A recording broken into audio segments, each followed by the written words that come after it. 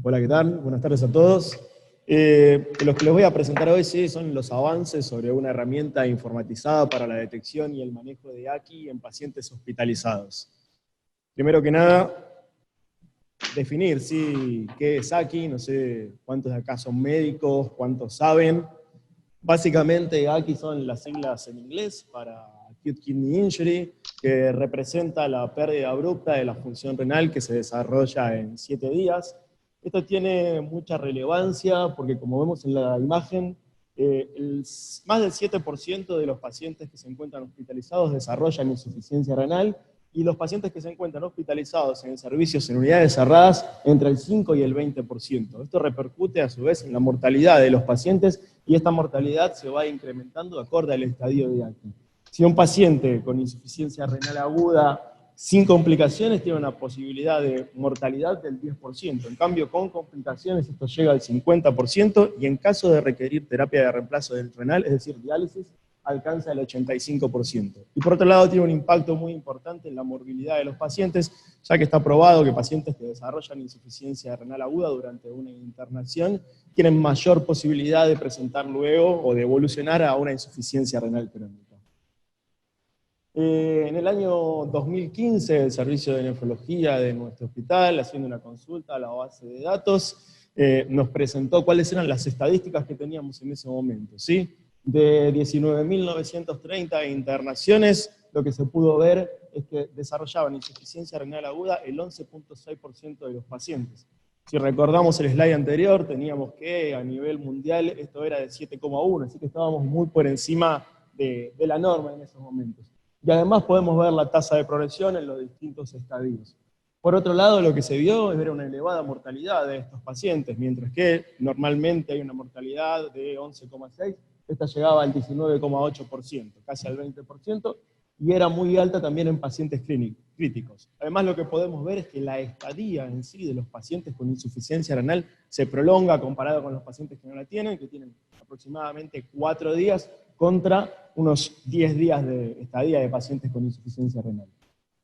Así que, teniendo en cuenta estos datos, comenzó un proceso allá por el año 2018, en marzo, donde formamos un equipo interdisciplinario, donde básicamente estuvimos tomando varias definiciones. Luego, en el mes de junio de ese mismo año, comenzó el desarrollo de las reglas en base a las definiciones tomadas previamente. En el mes de noviembre, sí, lo que logramos fue poder testear esas reglas y comenzar con la modificación. Ya para este año, a comienzos, en marzo, lo que logramos obtener, sí, fueron todos datos retrospectivos de los pacientes internados en el hospital. Y por último, a lo que vamos a llegar hoy, tenemos el reporte diario de los pacientes que desarrollan insuficiencia renal dentro de nuestro hospital.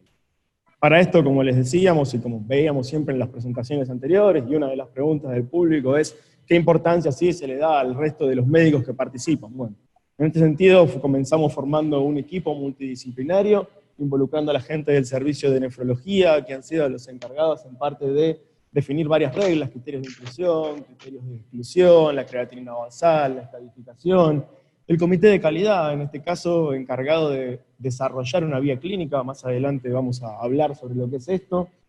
Nosotros desde el departamento de informática con las reglas, los testeos, la generación del reporte, y la gente de farmacia que nos posibilitó obtener un listado de fármacos nefrotóxicos incorporados luego. Con el equipo lo que definimos es desarrollar esto en distintas fases, ¿sí? Una fase 0, que es un reporte de AKI solamente para el servicio de nefrología. Una primera fase que involucra tener ya un icono dentro de la historia clínica con acceso a la vía clínica. La segunda fase, que tiene recomendaciones orientadas a los distintos usuarios de la historia clínica. Y una tercera fase para completar toda la implementación del proyecto.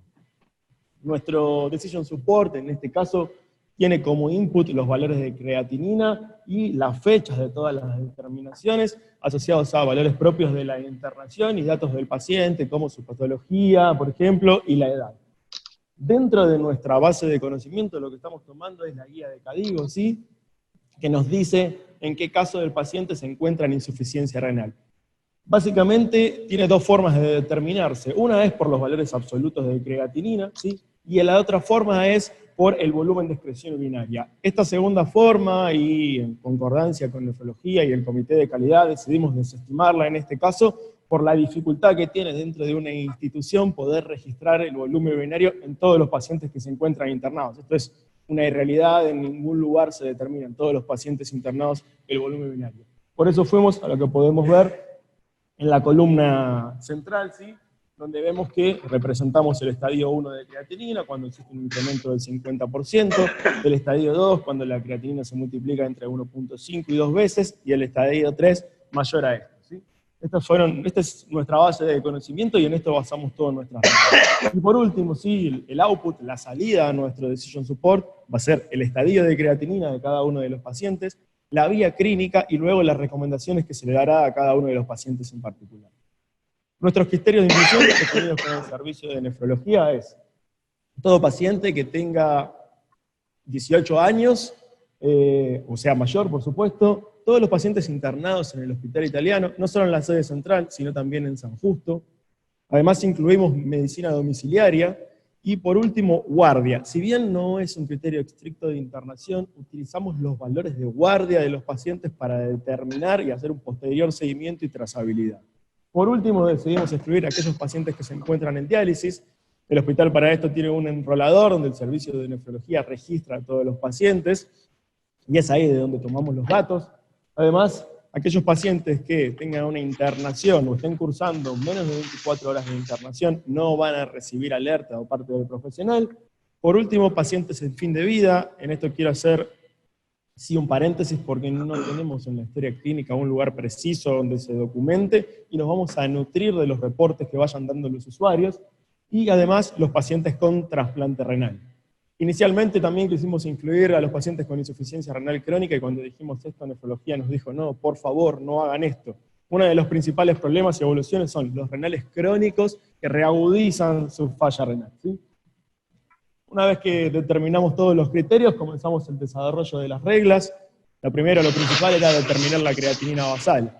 En este caso vamos un año para atrás, vamos 6 meses para atrás, definimos ir 3 meses para atrás para determinar el menor de creatinina en esos 6 meses. ¿Y qué hacemos en caso de pacientes que no tuvieran ninguna determinación en este periodo? Y ahí, bueno, hacemos un MDR, un cálculo de MDR inverso, recurrimos a tablas, decidimos nuevamente recurrir a nuestros propios datos. En caso de que no hubieran los 3 meses previos, sería el menor valor de guardia, y si no, el primer valor de la internación. Luego seguimos con las reglas de estadificación, es decir, cómo el paciente va progresando, y las reglas de recuperación. Parecería lo mismo, pero en realidad son fórmulas inversas y establecer distintas reglas. La trazabilidad, y esto es lo que les hablaba, cómo hacer el seguimiento de cada uno de los estadios y del paciente en cada uno de los ámbitos de internación. Y por último, la simultaneidad. Todas estas reglas van ocurriendo al mismo tiempo en un mismo paciente y en todos los pacientes del hospital a su vez. Así fueron reglas modeladas con Wendt, ¿sí?, para ejecutar nuestro motor de inferencia. Se incluyen múltiples variables, como vimos, muchas dependen de otra. Tiene la particularidad en este caso de que el trigger no es una acción del usuario, ¿sí? No es que el usuario hace clic en el botón, el usuario solicita un resultado de laboratorio, pide una práctica particular o solicita un fármaco, sino que es un evento particular en nuestro caso. Esto hace que sea muy dinámico todo lo que se encuentra, y además utilizamos estándares como FHIR y CDS-WHO. Este fue nuestro primer, diría yo, decision support, que todas las reglas salieron del código de la historia clínica y las utilicemos, digo, no fue en este caso, ¿sí?, utilizando DRUIS. Cuando presentamos esto el año pasado teníamos alrededor de 35 reglas. Las reglas finales terminaron siendo 55 reglas. Fíjense la cantidad de procesamiento de información que tenemos que usar para ese momento. Esto se debe hacer muy performante. Esto es mandatorio para este decision support, ¿sí? Luego, con estas reglas definidas, comenzamos a testear. Tomamos datos entre el 7 de noviembre y el 31 de noviembre del año pasado. Obtuvimos aproximadamente unos 1.299 episodios, y ahí nos fuimos dando cuenta de los errores que pudimos haber cometido. Uno de los primeros tuvo que ver con la estadificación, ¿sí? Estadificamos siempre, de acuerdo a la CADIGO, utilizando la creatinina basal. Y en realidad nosotros nos habíamos confundido, y en los casos que los pacientes entraban en diálisis por el valor absoluto de creatinina y en referencia a la creatinina de 48 horas, continuamos estadificando con esa creatinina, eso estaba mal, eso lo corregimos en ese momento, ¿sí? Agregamos una nueva regla, que es el menor valor de creatinina en los 7 días, durante 7 días de internación, tomamos el menor como referencia. Algo que puede parecer muy tonto, yo le dije que dijimos el menor valor de creatinina en los últimos 3 meses. ¿Cuál fue la regla automática? Escribir 90 días. Cuando uno empieza a ver registros y valores, se da cuenta que no todos los meses son de 30 días, con lo cual teníamos meses de 30, 31, ampliamos este valor a 92 días, ¿sí? En referencia a la trazabilidad y lo que tiene que ver con los episodios de guardia, básicamente los episodios de guardia para nosotros se identifican con la letra M en el Hospital Central o con la letra Q en San Justo. Nos habíamos olvidado de otras letras, por ejemplo la letra O, que era obstetricia, para poder seguir teniendo la trazabilidad del paciente. Modificamos ciertas cosas del regulador de diálisis, y por último, y quizás una de las cosas más importantes, analizamos absolutamente todos los casos de los sectores 21 y 40 de nuestro hospital, que son terapia y UCO, en busca de falsos negativos. Por suerte, y en esos momentos no encontramos ninguno, ¿sí? En el gráfico podemos ver los valores de ese momento. Además, de estos 1.900 casos, casi 1.300, fueron 245 los positivos, y nos encontramos con que más del 10% de estos casos correspondió a valores de referencia de creatinina, sea la basal o el menor valor de las últimas 48 horas, inferior a 0,5 miligramos por decilitro de creatinina. Esto hacía que entraran pacientes en insuficiencia renal o incluso alcanzaran el estadio 2 con valores de terminaciones del día menores a 1,2, menores a 1,5.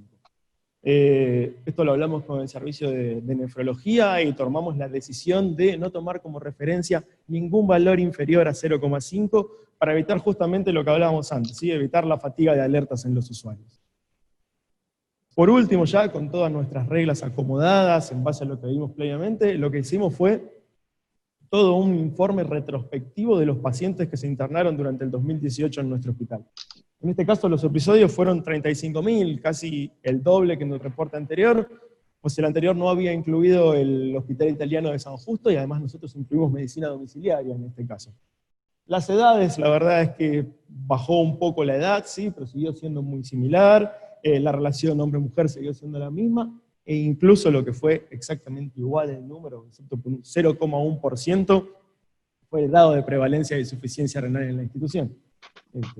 La realidad es que tampoco, ni siquiera nosotros con este Decision Support esperamos cambiar ese número. Sí, lo que queremos cambiar es lo que sigue, toda la progresión a los diferentes estadios. Y en esta última consulta lo que se vio es que hubo una mayor progresión al estadio 3 de los pacientes. Por otro lado, lo que tenemos es que la estadía de los pacientes aumentó. Si recuerdan, anteriormente en el 2015 era de 10 días, ahora estamos pasando de los 13 días, y lo que encontramos es que la gravedad del paciente, en realidad lo que encontramos es que la interconsulta con nefrología es protector si se ajusta por la gravedad del paciente. Es decir, los estadios 2 y 3, cuando tienen una interconsulta con nefrología, tienen una mejor evolución, ¿sí? Y por último vimos que el 6,5% de los pacientes requirió diálisis, y lo que encontramos es que más del 35% de los pacientes nunca recuperaron su función renal al alta, ¿sí? Y algunos, recuperaron parcialmente y 4,5% nunca lo recuperaron.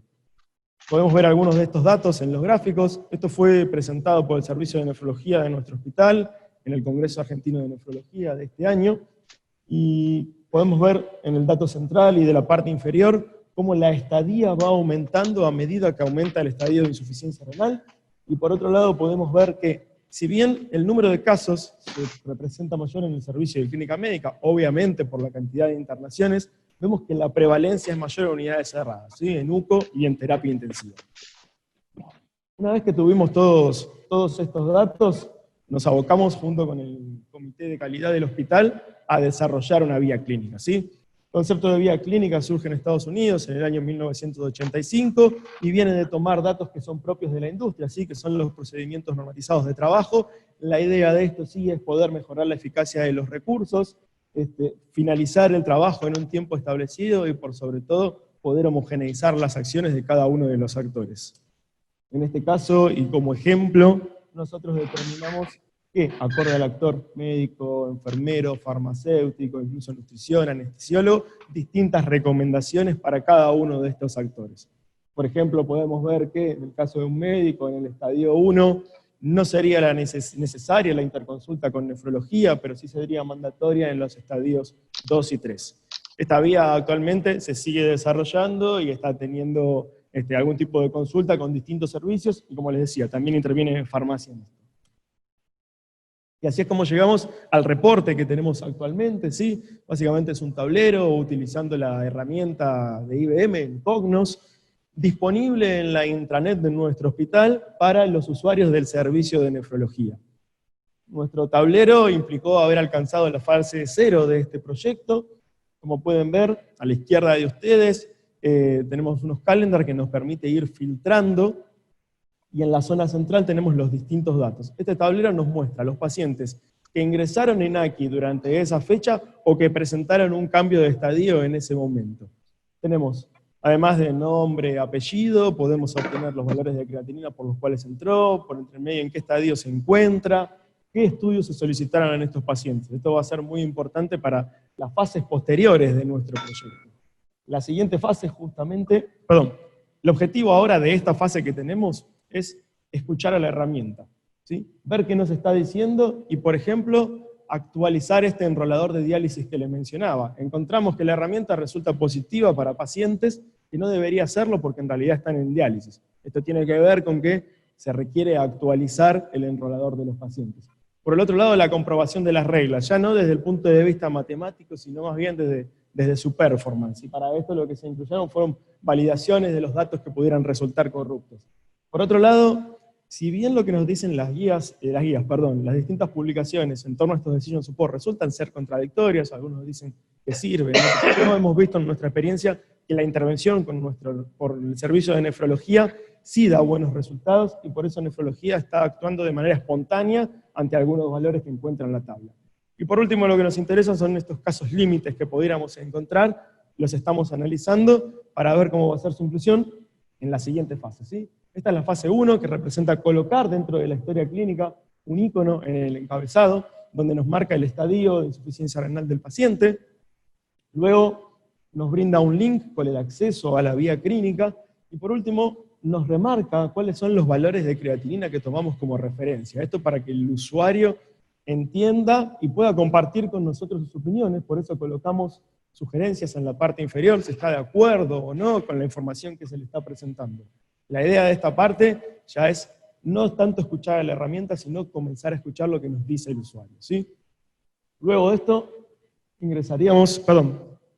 la idea con esto sí es comenzar a medir.